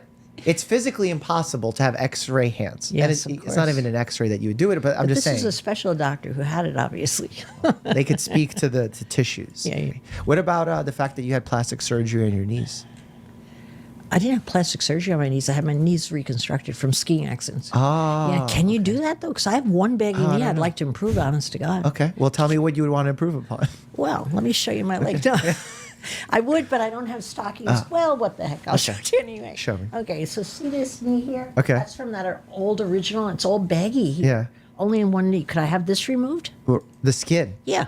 That's Right. what plastic the surgery skin is beautiful. Like, let it be. It's not pretty with the short You know what's skirt not on. pretty? Getting a mean staph infection after a surgery for no reason. Not worth it, right? Not Okay, worth it, put yeah. my pants down. There we go. All right. No, but well, tell me about the knee reconstruction. What happened with the knee? Well, I ski, and that's my love of life. So I had a terrible accident on my knee, and I had to have it sanded, I guess, the kneecap. Okay. Very painful, my gosh. Very painful. Yeah. I mean, you were asleep, I hope. Yeah, but I was on crutches 6 months, and I was selling real estate. I sold more real estate than anybody in New York. People felt sorry for me. I hobbled around. I mean it. I realized it's the best gimmick. I almost was tempted to keep the crutches. Wow. Yeah. But the second surgery was the same surgery, little needle in, needle out, no scar. Amazing and 10-year difference. And it was all from skiing. All from skiing, but it's worth it. It's worth it. Skiing is one of those things that I feel like life insurance policyholders probably take into consideration the most because it's so dangerous. Really? Yeah. You cannot imagine the amount of injuries that come into my office and to the ER from skiing. Well, stop telling me about it because I'm not going to stop skiing. No, you're not going to ski. Where's your Yeah. favorite place to ski? Deer Valley, because they Where is mow it that? down. Where in Deer Valley? That's No, the no. name Where of it. is Deer Valley? I'm just not Oh, it's familiar. right next to Park City in Utah. Oh, Utah. Okay, got it. So I got to go. Yeah, I'm a terrible skier. I do like a blue diamond maybe. Why would you go after what you just said to me? I get punched in the face Oh, as a boxer, okay. so like clearly I don't All right, care it's about my okay. health. Yeah. Look, just because I can lecture on it doesn't mean I follow the advice. Like, Because it is such a joyful sport. it's beautiful to Yeah. be with nature. Yes. To But I enjoy also the- hurt my shoulder skiing, which See, is look hard at to it. do, But I deserved it. It's funny. All of my injuries happened when I was showing off. Really? You'd think I would stop showing off. How but are no. you showing off? Well, with the shoulder, I saw this hot skier. He must have been 16, 18 years old. Bright colors. He bounces when he skis. And I looked at him and I said, he skis just about like him a I sec. used to ski. I'm going to compete. So he took off. I said, I'm going to race him to the bottom of the mountain. It was the bottom third. And I took after him, but I didn't know he was onto a mogul run. I don't do those. And I took off that mogul run and bounced down the mountain. Wow. And I ripped out my front of my cuff. And then I was showing off again. You're like, I didn't learn my lesson the first Yeah, time. 5 years later, showing my kids what a good server I am in tennis. I hadn't played for 25 years. I just wanted to show them how to serve in Mexico. Okay. And I fell backwards and ripped it totally out on the back. It was like a dangle kind of thing. Oh, my God. And the weirdest thing of that day, I mean, you could edit this out because it's a little not. We'll edit out anything you want to edit out. When I was laying on the court, I couldn't get attention. My kids were around me. They were trying to get attention, but there were a lot of workers wouldn't come near me. I was shouting, "Penne, penne, penne," because I took Spanish 3 times. Penne, penne means penis, penis, penis. But why are you yelling penis? I thought I was yelling pain, pain, pain. Oh, duele. So they didn't come near me. Oh, my God. That's the truth. Yeah. Okay. So now we're working on the Spanish as well. Do you speak other languages? I try to speak Spanish, but I failed it a lot. Yeah, I'm the same Rudimentary, way. yeah. I try and speak it with my patients so I can speak a little medical Spanish. Oh, you better make it good or they'll feel insulted. They're appreciative of the fact that I make the effort. Oh, how because nice. usually no one does. And, Really? and in a result, people go on Google Translate. It doesn't really work well. They feel like no one cares. But if you're trying, I even get if it. you're failing, the effort is Called visible. empathy, so important in anything. Yes, Yeah. exactly. Don't speak Spanish to me. I won't get it. I'm Russian born, so I speak Russian as well. Do you really? I have a guy in my office that took training online during COVID and speaks Russian fluently. Oh, wow. And I think he paid. Why? 10 Why did he? he met someone who spoke Russian. He thought it was Oh, he cool. met a beautiful Russian lady. No, it was a guy. He thought it was cool and he learned it. But Really? he said it was. He It's a really hard speaks language. it well. It's a hard language, but he only paid I think $15 an hour for somebody in Russia to teach them one-on-one. Wow. Do you know you could do that online in any language? Yeah, you can. Well, I guess that kind of makes sense with Skype and Zoom and Google Meets and all these other virtual things. Yeah. What a fun time with Barbara. I cannot express how cool she was on and off camera. Even as we're leaving just now, she literally wanted to play with Bear, even though he was slobbering all over her. Most guests are like, oh, get him away, or he's cute, but I don't want to get dirty. She's like, no, let him slobber all over me. Awesome guest, Barbara. You're welcome anytime. We welcome your investing, real estate, and human knowledge. But as we always do, I'm answering your questions here that you've left in the body of your reviews. Remember to make the podcast pop off. We need those 5-star reviews. And when you leave a review, add into the body of that review a medical question, and I answer them at the end of every episode. Here we go. Basilisk 2857. My sister is now addicted to caffeinated soda and drinks 2 to 3 a day. What can she do or I do to help her? Well, there's nothing you can do unless she's a minor and you can control what food comes into the house. That's usually the best form of advice.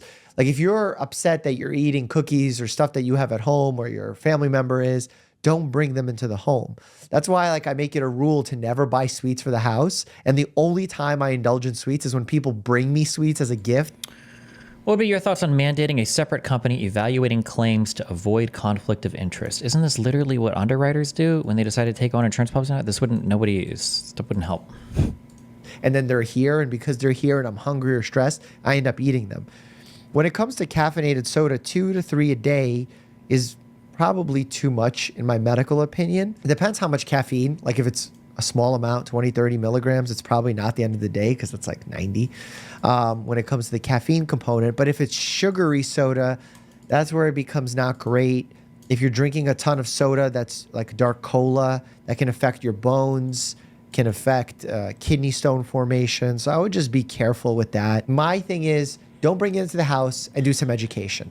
Find alternatives. For me, sparkling water unflavored, that's the way to go. Lily Z Gotcha. Can I have cereal for dinner? Like, are you asking if I can feed it to you? If I can buy it for you? Can I give you the medical stamp of approval? Don't treat doctors or even internet doctors as someone to tell you what you can or cannot do. You can do whatever you want. Should you have cereal for dinner?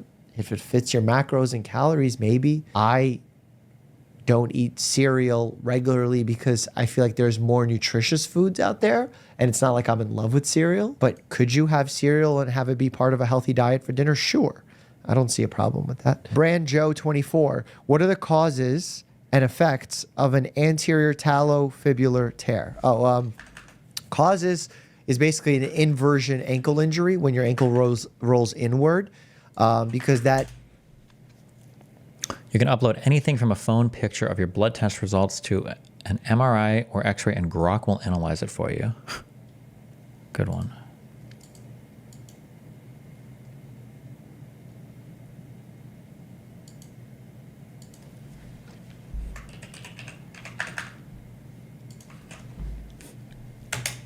Hey folks, Dr. Mike here for the, I keep saying Make Progress channel, but Chris Williamson told us to change it to just our name, or my name. There's no me, it's an us. We're a production. There's actually one of my friends is sitting behind the camera. Can I shout you out or no? Absolutely. My friend Ben Feldman, who is both male and a Jew. And at the very least, I know that based on his name alone. He just beat the crap out of me in gi jiu-jitsu, so my face looked kind of messed up. Scott, the video guy's back there as usual doing whatever he does. I have no idea. But today, we are going to discuss my political philosophy. And yes, I know it's video number 69. Scott, we having a good laugh at that one? Ha ha ha ha ha. Yeah.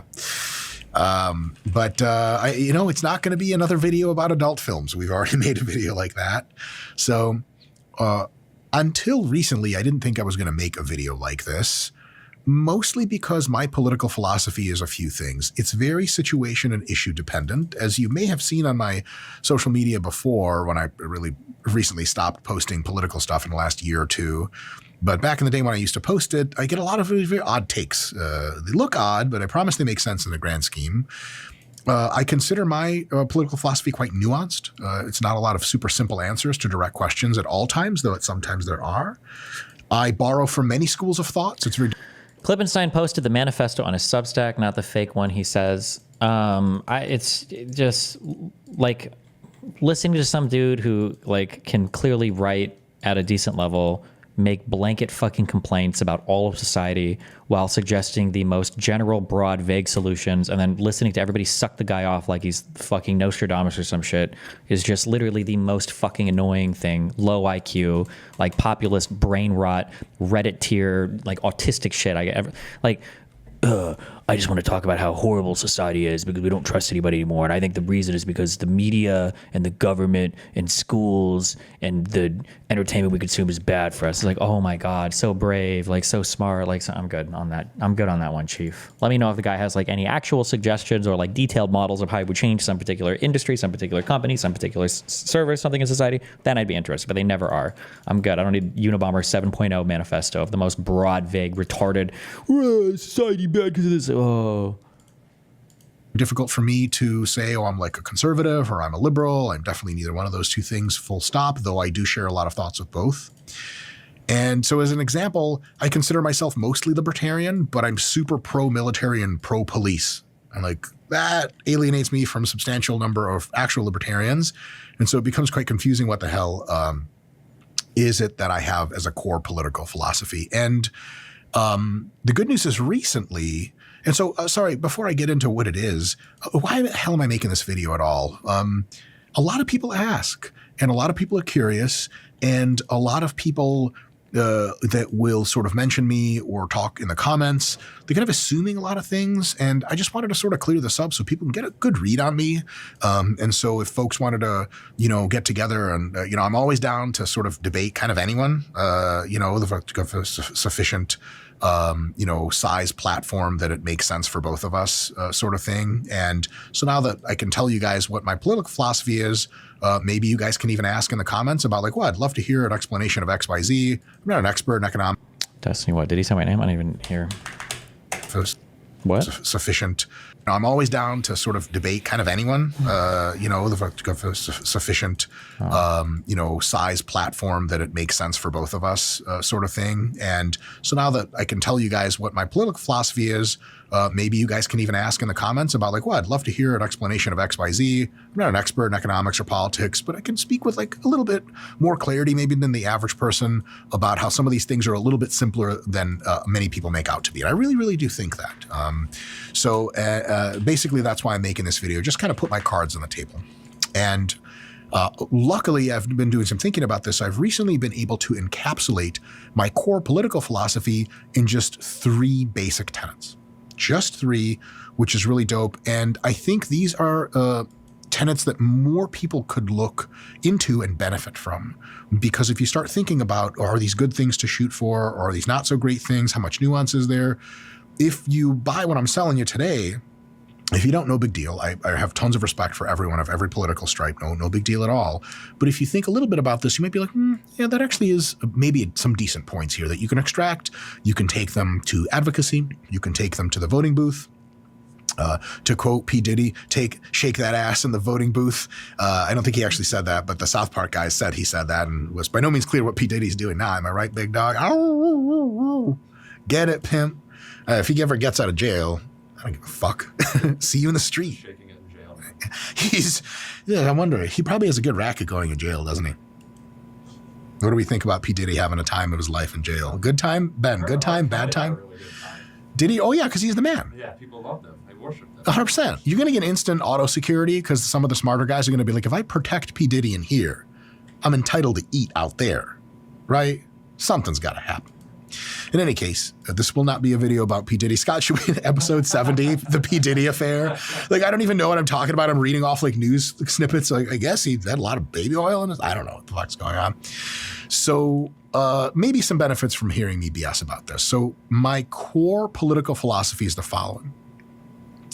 I am generally, so with specific policies get their own attention, generally in favor of policies that promote increases in some combination of freedom, wealth, and cleanliness. Cleanliness isn't the best term. I'll tell you in a little bit what that means.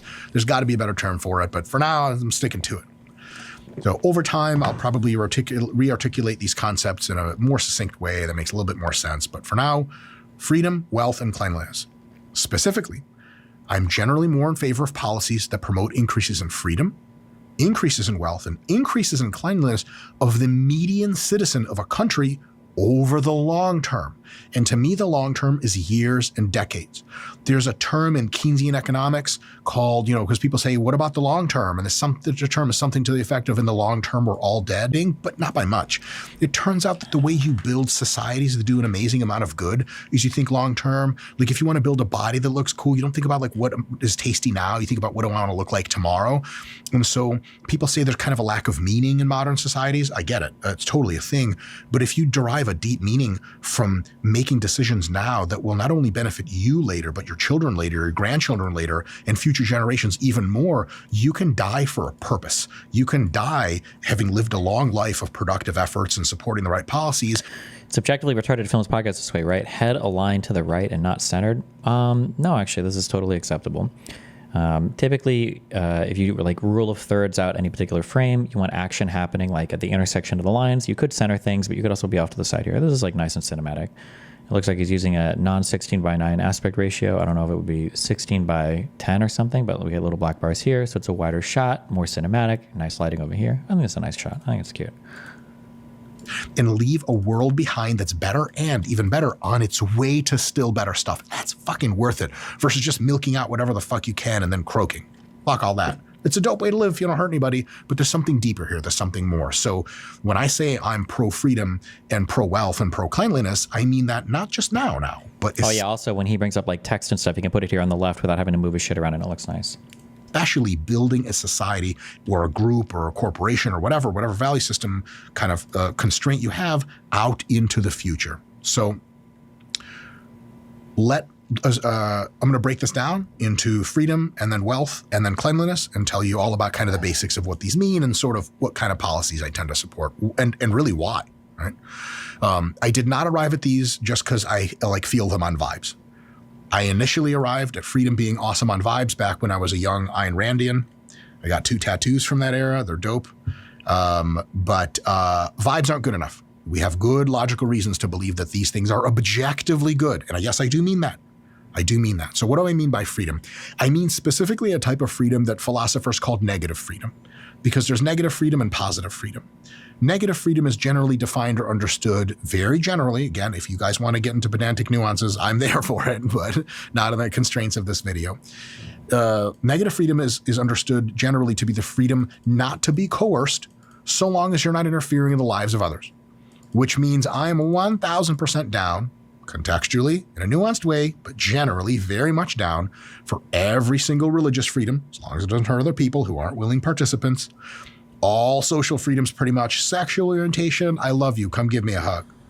Drug use, my man, where are you scoring at? Freedom of speech, love it. I would say a lot more if we had real solid fucking freedom. But we do have real good freedom of speech in the US, but like YouTube's a private company and I'm not going to step on their toes. So there's a lot of things I don't say. Free speech is super, super dope and super critical. You name it, I'm from all of those freedoms on the social side.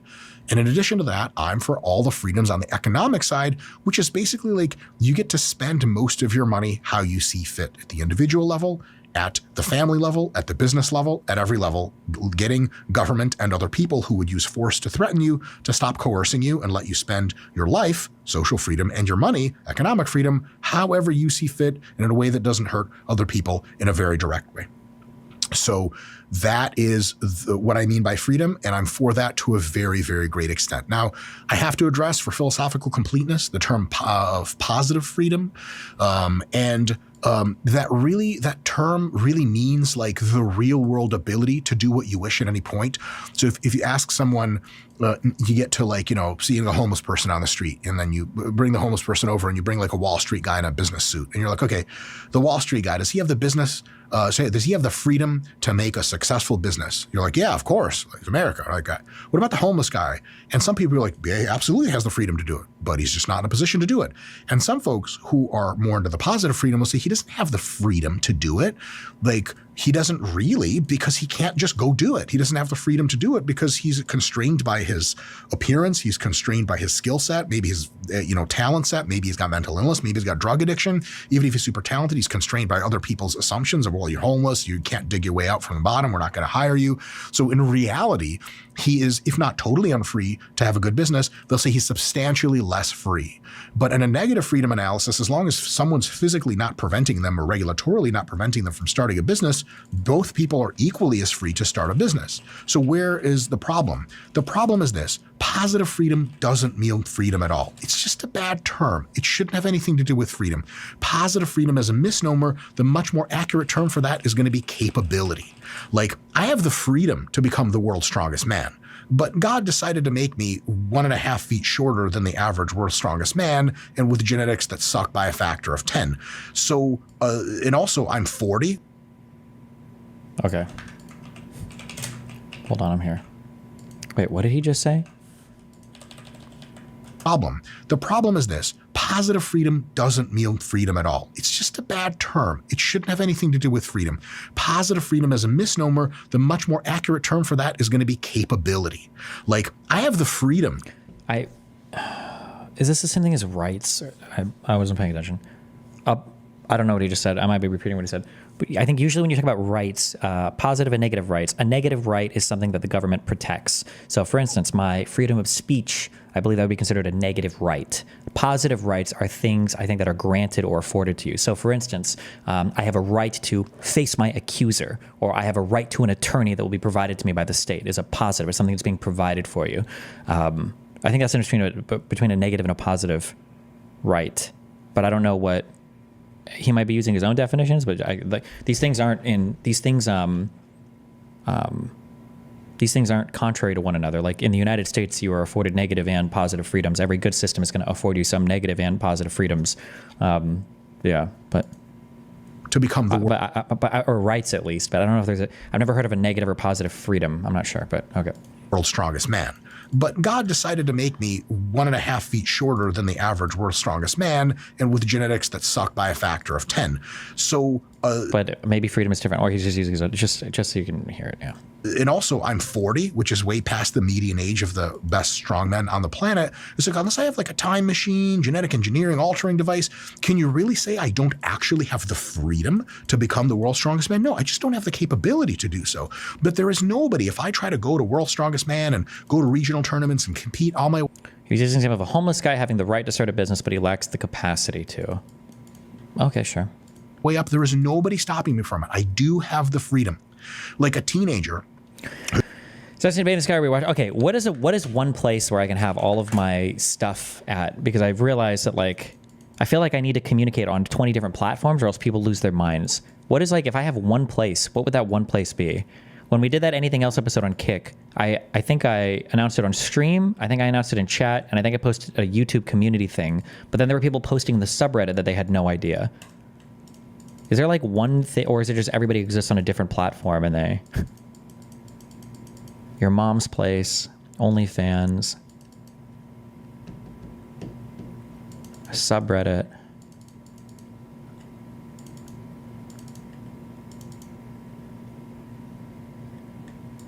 Truth Social, make an email list, email newsletter.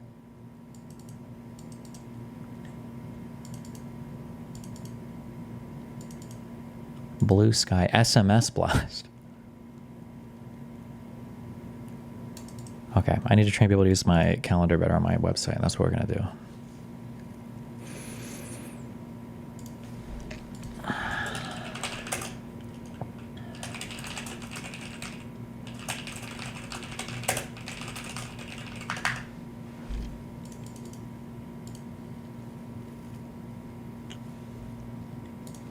Who you're raising, they're like, okay, what do you got for me this evening? And you're like, well, you're free, totally free. From 8 p.m. till 11, you're free to do whatever you want. And they're like, okay, can I borrow the car? And you're like, no. And they're like, well, it's not real freedom. Like, yeah, it sure is. Nobody said freedom was having a car, motherfucker. That's a capability. You want a car, you're going to have to I don't know, get a driver's license and shit. Two very different concepts. And I think they're very, very separate. So I'm absolutely pro-freedom. I'm also pro-capability, but we'll get to that one later because there's a better way to talk about that. capability is going to be addressed mostly by wealth creation. And so freedom, wealth, and cleanliness, we'll take that in part 2. Now, so why am I in support of freedom increases? Other than vibes and freedom feeling cool, because that's dope, right? You fucking, Scott, how do we see freedom happening? Freedom is something that's secreted from the talons of the American bald eagle, yes? Oh, hell yeah. And sometimes, yes. And also, if he does the caw also lets people truly understand what freedom is in their hearts and souls. Eagle sound like? Ah! And it's literally, instead of blood, it's freedom dripping off his talons. No, that's really freedom blood. Yeah. That's right. God damn it. Woo! Any case, that kind of freedom vibe is super fucking dope. I'm not trying to shit on that. It's all good. But here's the reason I'm for freedom. First of all, it's important when you have a society of intelligent beings, which is our society and any other society of animals of any kind, that like generally good principles, like everyone's having a pretty fucking good time. They're kind of there consensually and everyone's sort of not being impinged upon.